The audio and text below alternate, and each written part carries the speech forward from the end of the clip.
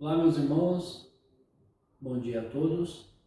Nós chegamos ao final de uma revista, de mais uma revista deste ano, e hoje nós estudaremos a lição 13, em busca de uma vida de obediência e fé. Em busca de uma vida de obediência e fé.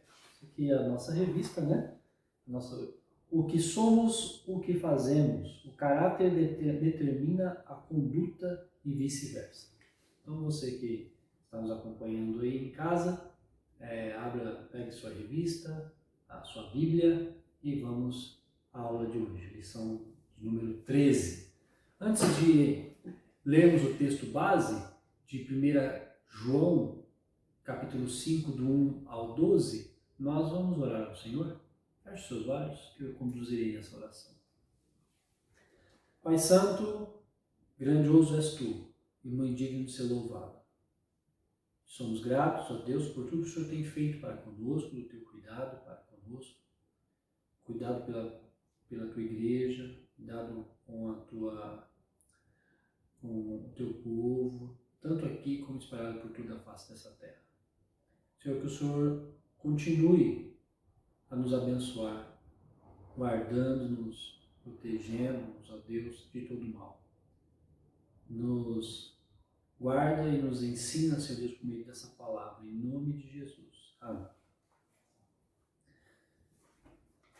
Meus queridos, abra lá então na primeira carta de João, capítulo 5, do verso 1 ao verso 12.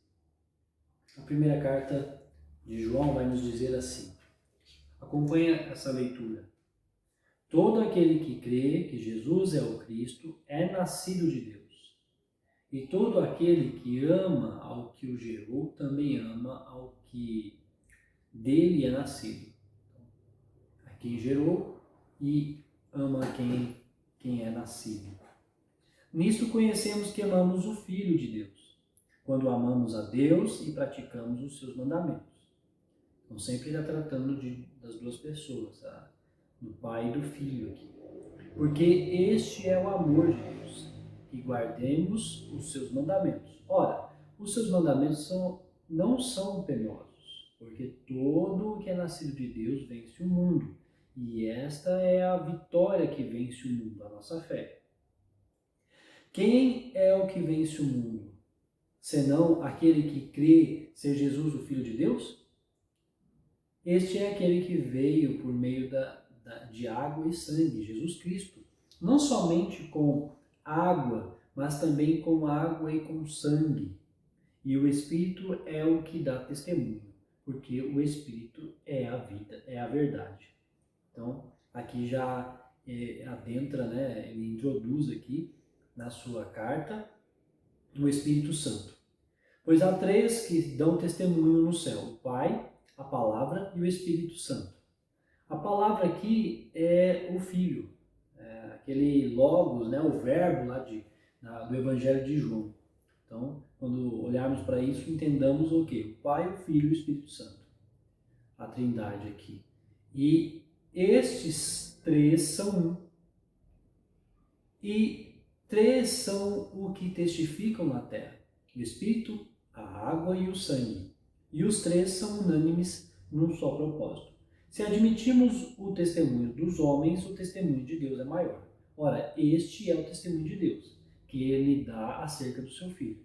Aquele que crê no Filho de Deus tem em si o testemunho. Aquele que não dá crédito a Deus o fez mentiroso, porque não crê no testemunho de Deus, que Deus dá acerca do Filho.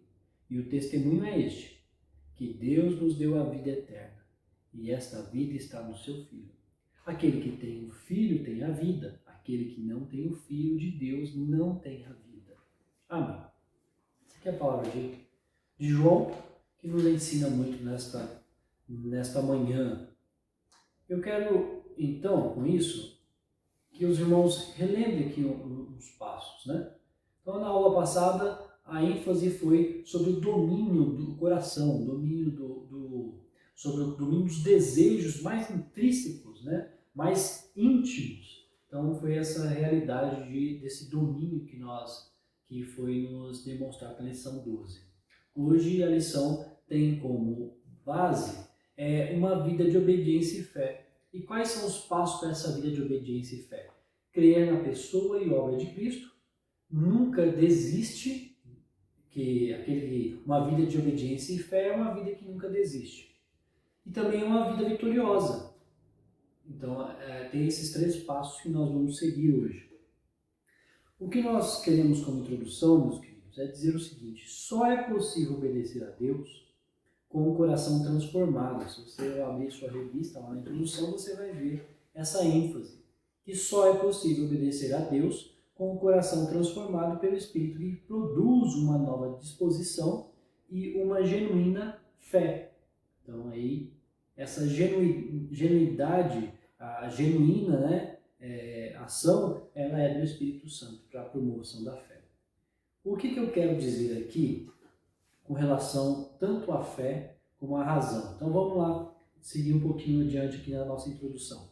Fé para crer e para obedecer. Essa é a relação proposta pelas Escrituras. E essa mudança de disposição só acontece quando o Espírito Santo entra na vida de uma pessoa e faz nascer de novo. Então, essa é a proposta da lição. Obediência e fé, razão e fé. Essa razão e experiência, ela não anda desassociada. A razão, a lei, as escrituras, ela nos mostra, por meio do conhecimento da escritura científico, pela fé, é a nossa razão.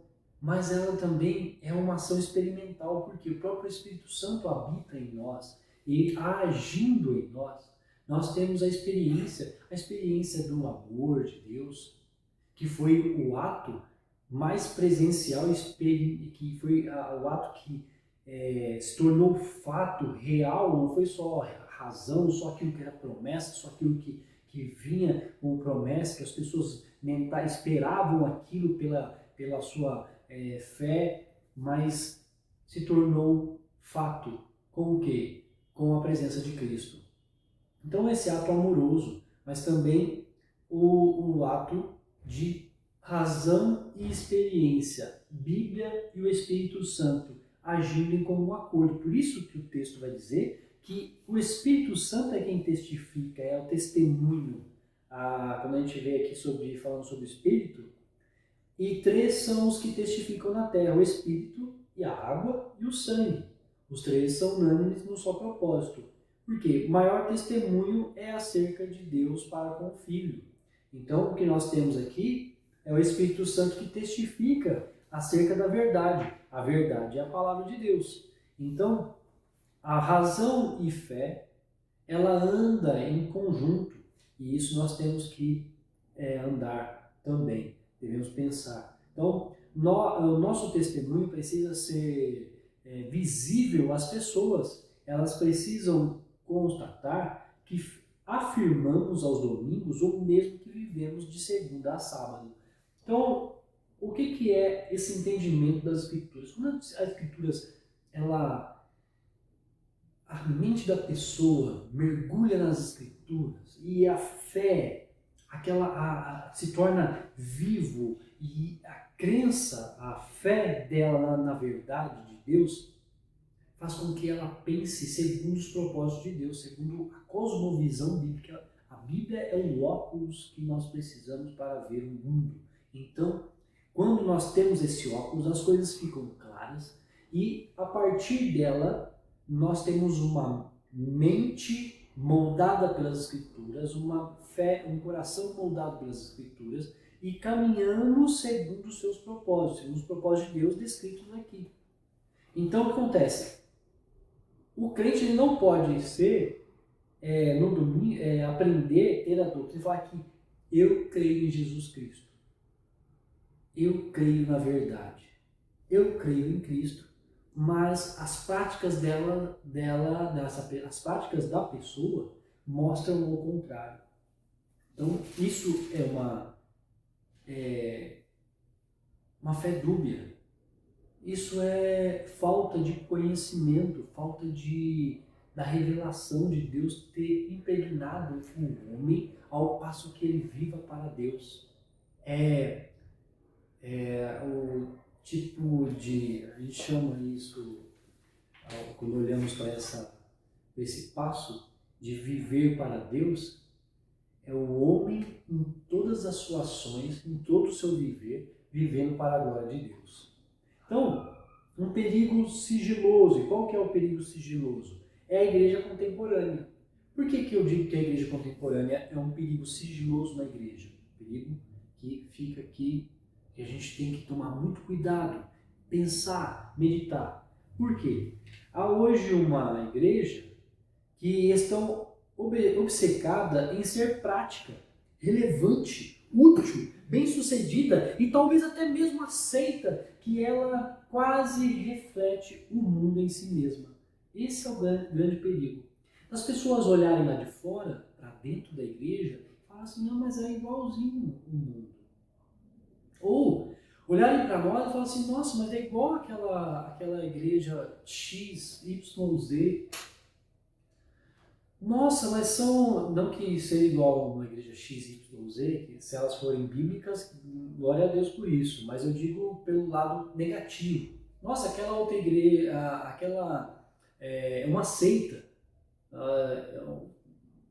que tem idolatria, que tem, ou uma que não crê nas Escrituras, não crê em Jesus Cristo. Tem algumas que não creem em Jesus Cristo como Senhor e Salvador, e aí as pessoas olham, não, mas é o mesmo jeito, é a mesma coisa, o padrão é o mesmo. O mundanismo, eu estou falando de lado de seitas, mas a gente pode pensar do lado mundano. O modo de se vestir, o modo de falar, o modo de conduzir o culto, o modo de se relacionar com o mundo, em vez de ser sal e luz no seu bairro, você tendo a mesma característica. A gente fala muito sobre os vizinhos fofoqueiros, né, que agem desse modo, e nós somos contrários a isso. Aí o crente é do mesmo jeito. Fofoqueiro é o que mais arruma intriga, é o que mais briga com o vizinho, é o que arruma problemas com tudo, é aquele que deixa o carro estacionado na porta do outro sem pedir lá a permissão. Então, são todos esses passos que a gente vê que o mundo olha para dentro da igreja, peraí, são iguais. Com exceção da embalagem. Muito que podemos encontrar na maioria das igrejas atuais pode ser satisfeito por um sem número de programas seculares e grupos de autoajuda. Então, quando nós olhamos assim, ir nessa igreja e no teatro é a mesma coisa. A mensagem não é cristocêntrica, ela não tem aplicabilidade para o povo dentro da igreja. Então, devemos tomar cuidado com isso. Portanto, o nosso contexto aqui é João se debatendo com pessoas que não criam em Jesus Cristo como Senhor e Salvador. E não viam Jesus como o Cristo verdadeiro, como aquele que se encarnou, como aquele que veio e como homem teve como Deus e como homem, Deus homem, para ser eficaz no nosso lugar no Calvário. E esses aqui, no seu contexto, no contexto de docético, do gnosticismo, né, naquele tempo, Deus não pode se tornar corpo, carne, porque senão Jesus se tornando corpo, carne, ele está usando a matéria é má. Não, Jesus foi realmente, ele se fez carne para que fosse eficaz na cruz, derramando o seu sangue. Então, o próprio Deus derramou o seu sangue como homem, né? Então, quando nós olhamos para isso, devemos ver que o primeiro ponto é o que podemos aprender. Uma vida de fé e obediência crê na pessoa e obra de Cristo. Então, aqui é o primeiro ponto nosso, que devemos crer na pessoa e obra de Cristo. A nossa ênfase, que nós devemos crer, que nós devemos falar, que nós anunciamos Crer em Jesus implica aceitar o amor que vem de Deus e retribuí-lo com obediência aos seus mandamentos e amor ao próximo. A primeira ação de Cristo foi se dar na cruz, foi morrer por nós na cruz. Ele veio, o seu ministério terminou nisso. A sua justiça, todo o seu papel aqui foi para conduzi-lo à cruz. Ele foi conduzido à cruz, ele, pelas suas ações, ele veio com esse propósito, e esse propósito já conhecido desde o seu nascimento. Sendo assim, o amor maior é o de Cristo e nós somos pecadores. Temos que reconhecer isso. Reconhecendo Cristo como Senhor e Salvador, como nosso Redentor, nós temos que reconhecer o seu amor muito maior, o seu amor incomparável, o seu amor altruísta, o seu amor incondicional, o seu amor que nós não podemos fazer nada por isso. Por isso, portanto, é um ato misericordioso e nós devemos crer nesse ato misericordioso. Uma vida que foca na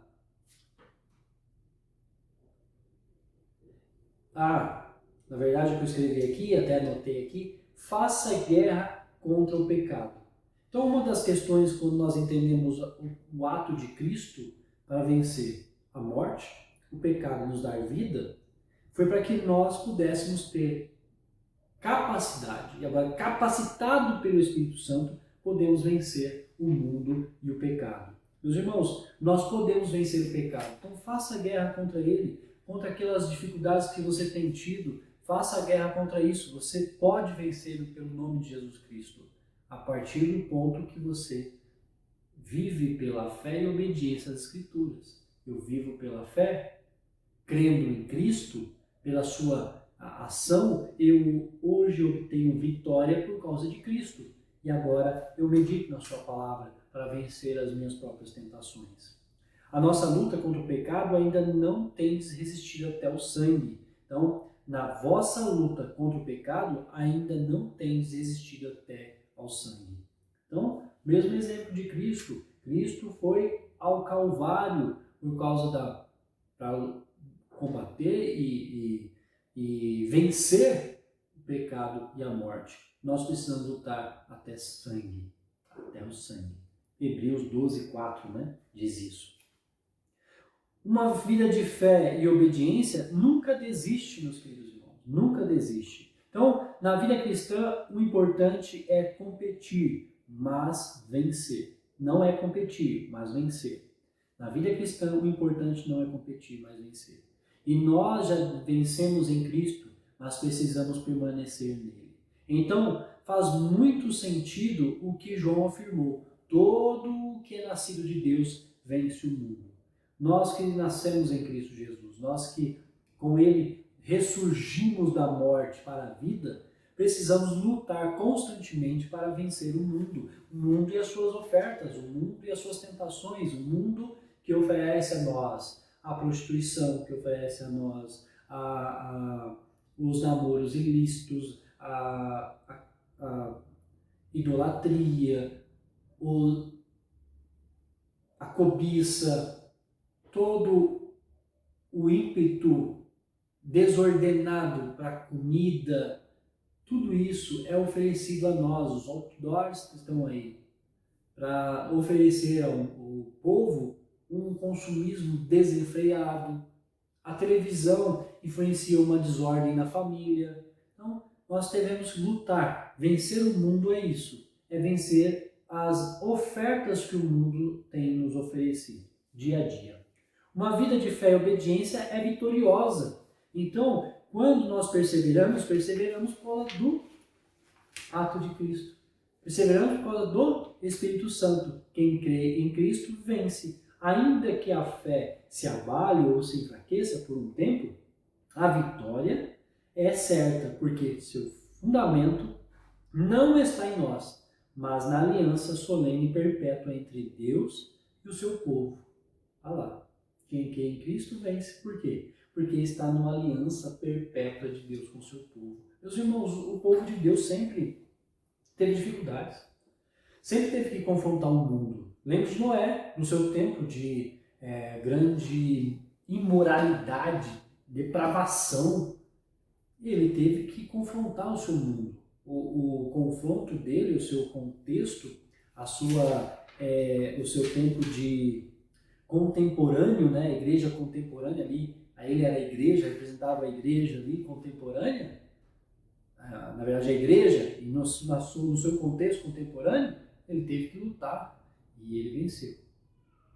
E agora nós, como é que nós temos lutado? Como nós temos vencido as ofertas para que, em vez de servir a Deus em culto ao Senhor junto com o povo de Deus no dia solene, no domingo, nós temos recebido as maiores ofertas do mundo para ficar em casa, para ficar no nosso sofá, deleitando o Faustão e nos deleitando com o convívio familiar naquele momento e ali fazendo um churrasco no momento em vez de servir ao Senhor. Não só isso, eu estou colocando algo que é importantíssimo, mas durante a semana, qual o seu tempo de dedicação também em culto ao Senhor? Como você tem, ou a pandemia,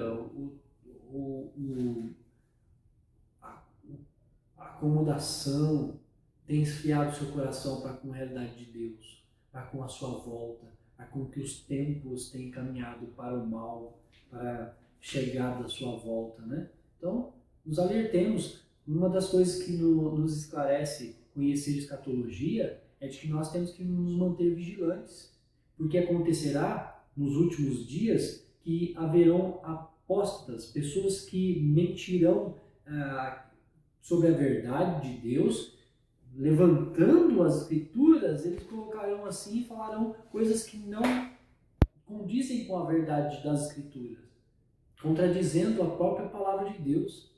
E vão enganar a muitos, porque muitos não conhecem a verdade, não vivem para o conhecimento dela. Então temos que nos alertar. No nosso contexto precisa de vigilância, precisa de esperança de fato, esperança naquele que vem, mas na esperança daquele que fez, que agiu de modo e que nós temos o resultado até hoje. A salvação, a minha e a sua, é o resultado da fé, do papel de Cristo eficaz.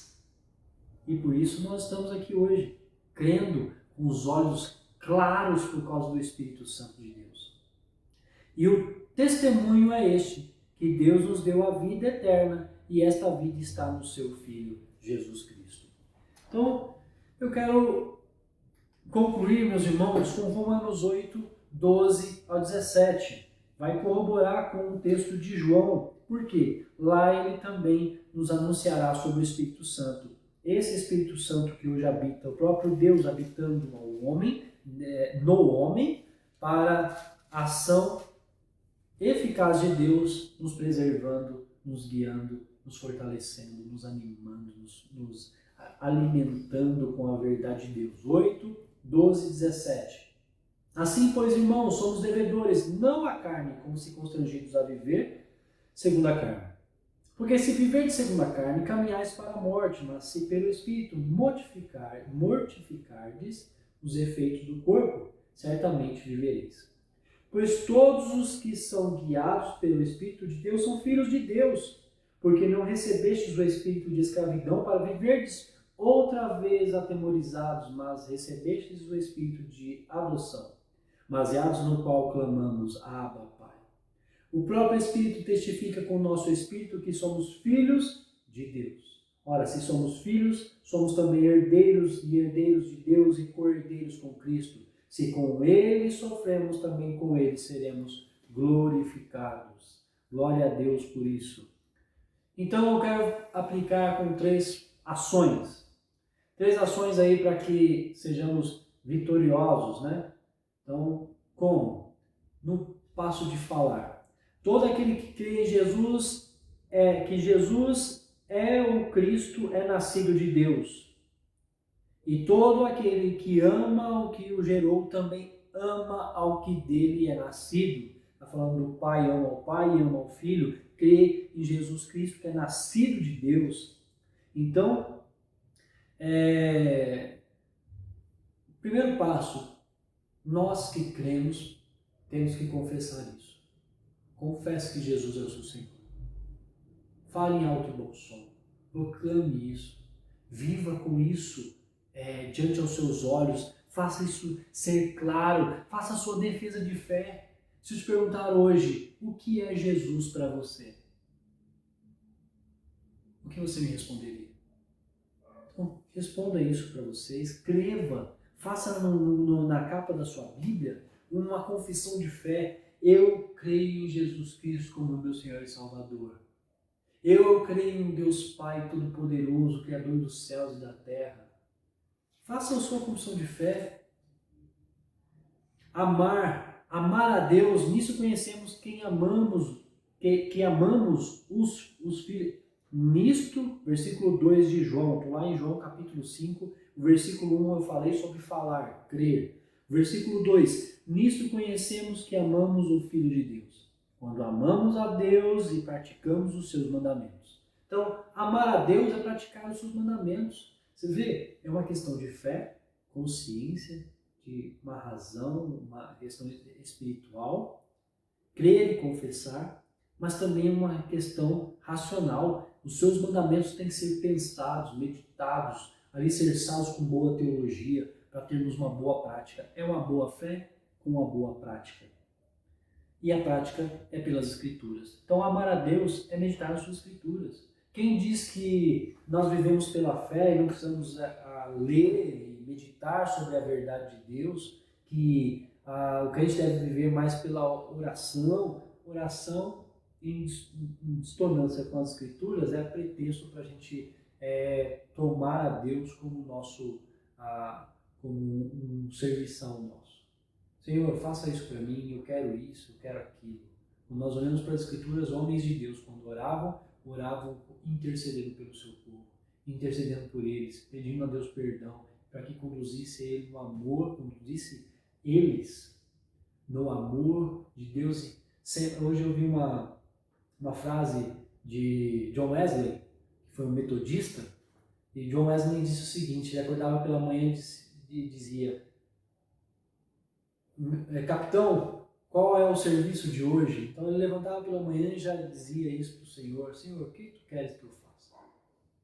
Então, são preocupações nossas. E agir, meus irmãos, porque este é o amor de Deus, que guardemos os seus mandamentos. Ora, os seus mandamentos não são penosos, porque todo que é nascido de Deus vence o mundo. Então a nossa ação é vencer este mundo. E esta é a vitória que vence o mundo, a nossa fé.